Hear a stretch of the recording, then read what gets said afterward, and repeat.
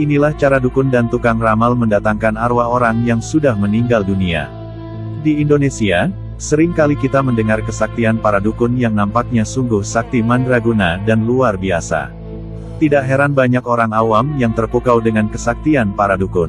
Dan tidak sedikit pula yang akhirnya menjadi murid dan pengikut dukun-dukun itu. Di dalam Islam, percaya kepada dukun haram hukumnya dan termasuk kategori dosa musyrik. Selain itu, sumber perkataan dukun itu berasal dari para setan dan makhluk jin. Maka bisa dipastikan informasi-informasi yang diberitakan dukun banyak salahnya ketimbang benarnya. Setan akan sangat mudah dalam menipu serta menyesatkan para umat manusia.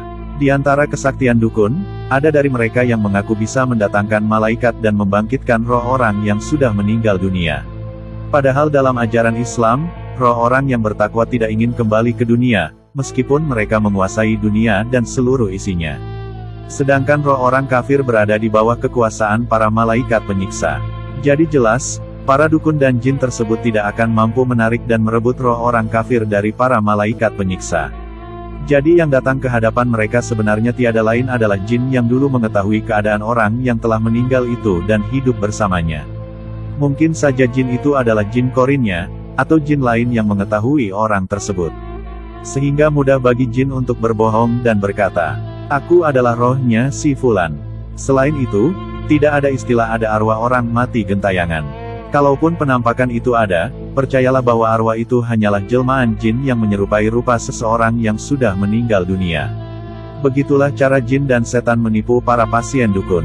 Orang-orang yang suka mendatangi dukun, hidupnya tidak akan tenang dan banyak menjumpai masalah. Azab bagi pelaku syirik sangat besar di dunia dan di akhirat. Dukun itu berbeda dengan ahli hikmah.